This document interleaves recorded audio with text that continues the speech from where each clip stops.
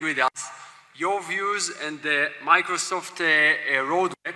I think that many people here in the audience, as cyber experts or cyber followers, are really in this debate of cloud security, and your views and ideas and even new generation of concepts are really important information for this discussion.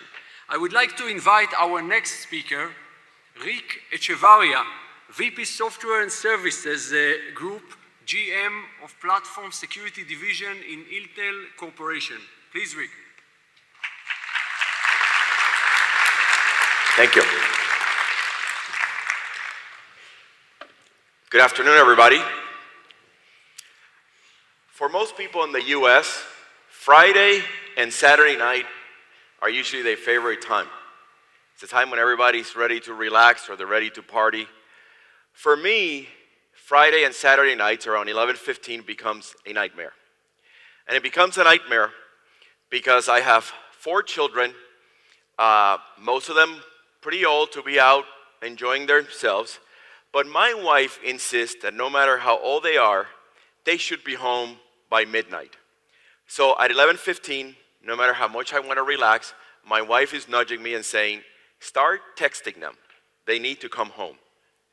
And the one thing that I hope and pray when I'm texting them to come home, because they won't respond to her text, they respond to my text, right? As the authority figure, you think, is that they're not reading that text while they're driving. Because if you look at the statistics around the world, you notice that cars, something that we know so well, something that we've been dealing with for such a long time, yet we see an increasing rate of accidents and loss of life. And it's because in a data-driven world, we want information real time, and sometimes we're willing to risk ourselves just to get and just to consume that data. So my talk this afternoon is about security in an autonomous driving world. Okay? And why is Intel talking about autonomous driving? Well, autonomous driving is a great opportunity for the industry. And if you think about the concept of security and safety, it all starts with a hardware foundation. And in that hardware foundation, we're committed to delivering an important number of usages. Everything from secure boot, which we don't think about much in a car, but in an autonomous world, you will need and you would want assurances around secure boot, secure storage, cryptography, not only today's cryptography, but future crypto acceleration, trusted execution environments, and something that you're going to hear us spend a lot of time talking about and partnering with the industry, which is resilient artificial intelligence algorithms. Now, if you think about the concept of the car, and this is what's so fascinating as we look at the autonomous car world, it's that security in this context, it's about a lot of moving parts, no pun intended. You have to protect electronic control units. You have to protect in-vehicle networks. You have to protect sensors from misbehaving. You have to protect the communications between the vehicle and the infrastructure. You also have to protect that data that's flowing all the way from the vehicle and the cloud and back, and all the transactions that are going to happen in between, right? It's a lot of technologies that the data flows. You have to protect the user privacy. And as I mentioned, you have to protect the algorithms that we're trusting in an autonomous world. When I look at that, I go, damn, that's a lot of technology to deal with. That's a lot of complexity to deal with. That's a lot of surface to deal with. And complexity and surface area are the biggest enemies of defenders, right? But this is something that we have to do. So I'm going to try in the simplest way to describe Intel's efforts in security for autonomous vehicles. And there are 3 areas that we're focusing on. The first one is protecting the vehicle and the foundation of the vehicle. This is going to require a lot of technologies, including a lot of hardware technologies, And not only are we committing to working with the industry to secure the vehicle, we have to worry about the integrity of the communications of the vehicle. And that leads me to the second part of our strategy around autonomous vehicle security, which is the security of the communications and the connectivity from the vehicle to the infrastructure and everything else that that vehicle is going to be connecting with. Other vehicles, other moving parts in the world that we live in. We have to ensure that any data that leaves that vehicle and goes back and forth is coming from a trusted source. It hasn't been tampered with. And by the way, we have to do that at the lowest latency possible, right? This is a true real-time systems that we're talking about. Finally, and the third element of our strategy is the protection of three things: the data, the algorithms, and then the privacy of the users. Because in an autonomous world, the privacy of the user, it's a very different context from what we've known today. So, let me spend the rest of the presentation, I'm going to talk about these three areas: securing the vehicle, securing the communications, and then the steps to secure the data, the algorithms, and the user privacy. Following? Yes? All right. So let me start with the secure the vehicle. This is quite a complex topic, like I said before, with a lot of different moving parts. And if you just take a look at a vehicle similar to the one that you may see on screen, this vehicle can have as many as 100 electronic control units, 200 microprocessors, of course we love that, it's good demand for our business, and at least 9 networks with a lot of different protocols. And then it's interesting that we're sitting here following our colleagues at Microsoft, because they must love the fact that today's vehicles require about 100 million lines of code. And when you think about autonomous vehicles, the number of lines of codes to operate this new mode of transformation goes up by a factor of 3. 300 million lines of code. That's a tremendous challenge to secure. Now, what are we going to do about this? So, first and foremost, we have to establish a basis of trust when it comes to operating the vehicle. So, our plan is to collaborate with the industry to ensure that we are establishing the right chain of trust in vehicles. We have to attest to every system in the vehicle. Not only each individual system, but how these systems are going to interact. We also have to make sure that we enable critical code to be isolated within a trusted environment. It's a lot of engineering that's going to go into these vehicles. What else do we have to do to secure vehicles? We have to add and support a number of different technologies. Software isolation is going to be very important. Whitelisting is going to be very important. Being able to enforce control flows in the vehicle is going to be important. And for those of you who deal in the key and certificate management space, which there's probably a few here, lots of opportunities for you to manage not only the authenticity of these, but the management of the life cycle of keys and certificates. Lots of challenges for us in the cyber world. Now, sticking with the vehicle security, there's 2 other areas that we're focusing on. The second one, it's a research around self-adaptive mechanisms for the car. We want the car, by the way, to evaluate and modify its behavior. Not only do we want to do this for efficiency purposes, but we do want these cars to have some level of self-protection, and we want these vehicles to have some level of self-correction. Okay? So we have to invest in this space. And these self-adaptive and self-healing mechanisms are going to be absolutely necessary for autonomy.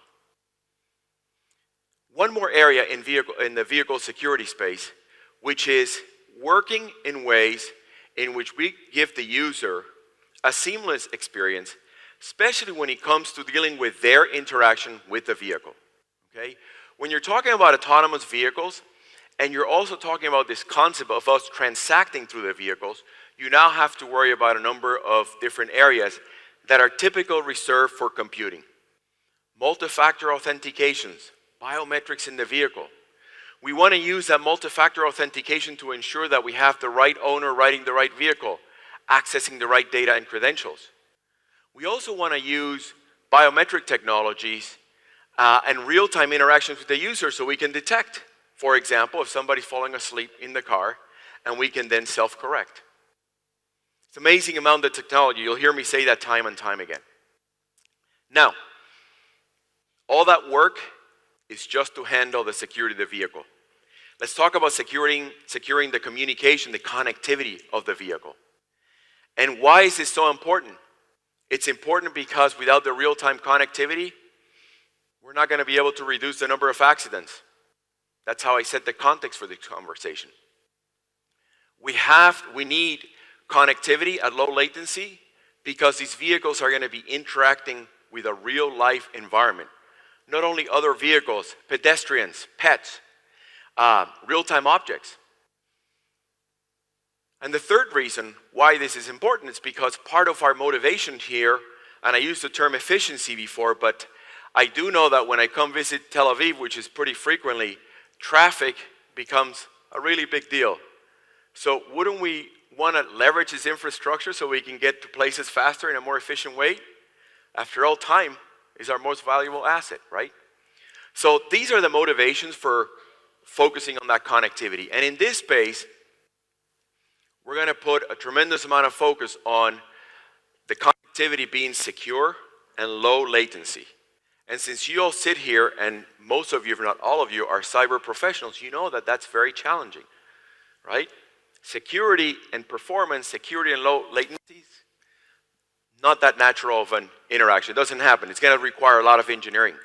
And this is where the promise of 5G is going to be realized. And that's why we're so committed to our investments in 5G. The promise of high speed, low latency, and security. That's why, as an industry, we're all rallying behind 5G and 5G standards. And in fact, we're putting our investments and our focus in participating and being very active in standards, including the 5G Automotive Association, of which we're a member of. If you look at the standards being written for 5G, they do include identity and authentication and interactions between the vehicle and the infrastructure and the vehicle and other vehicles. And we absolutely intend to support those standards.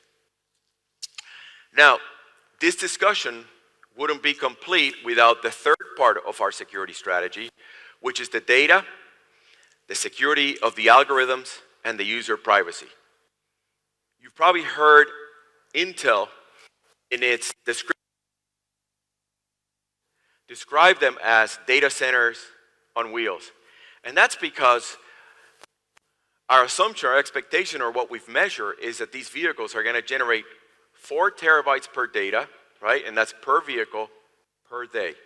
That's a lot of data, again, to manage, to process, to protect. We also need to protect the algorithms that we're trusting in an autonomous world. And again, as I mentioned, the privacy of the user. So let's talk about each one of these, starting with the data. We got to protect the data from the inside, going to the outside, and coming back, right? Lots of hops that that data is going to take through the infrastructure. And in order to achieve this, no surprise, we will focus on the themes that I've mentioned earlier: encryption, connectivity, and the proper use of trusted execution environments along the path that the data traverses. Okay? And that's going to be very important, again, because we have a very complex equation here of security, latency, as we're protecting the data as it goes across. Okay? The second element that we're going to do is protecting the algorithms. The algorithms are really important. You got to think about the fact that these neural algorithms are becoming more and more popular, right? And they're being used to process things like vision, speech recognition, image classification.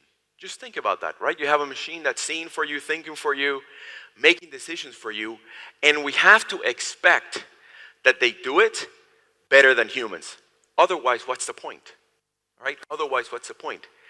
The challenge is that these algorithms, just like anything digital, they can be exploited.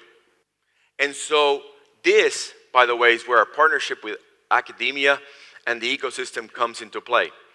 And we are going to be very proud of the work we're doing with Tel Aviv University and the work we're doing with Georgia Tech and the work we're doing with Princeton, specifically focusing on resiliency in these artificial intelligence algorithms. Really important work. And again, our collaboration here with Tel Aviv University is going to be very, very important to our future roadmap. The last point is around user privacy. And when you think about user privacy, there's aspects of vehicles that are now storing your data and they know something about you that you have to be paying attention to. Now, I don't know how many of you drive or have bought a used car, but if you look at the life cycle of a car, it's usually 5 to 10 years. I was laughing when I was writing this speech with my assistant, and I said, who the heck has a car more than 10 years old? And he says, I do. My car is 12 years old. Well, when you think about that, you're going to take your car, you're going to drive it for a certain amount of time, and then you're going to sell that car. And the last thing you want is the new owner to have access to your credit card, have access to your credentials, have access to your contacts, have access to the life that you've been living inside of the car. So we have to make sure that we build the right types of technologies and workflows that enables us to, as they say, wipe the slate clean as you're moving in terms of ownership.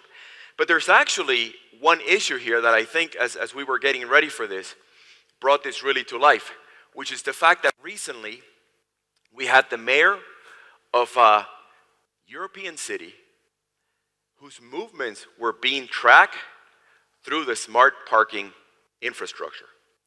And that's why this concept of building privacy into the communications of the vehicle and into the data of the vehicle becomes really important. And we have spent significant amount of time looking at this issue. We actually have built into our silicon technologies that are privacy aware to address issues like this.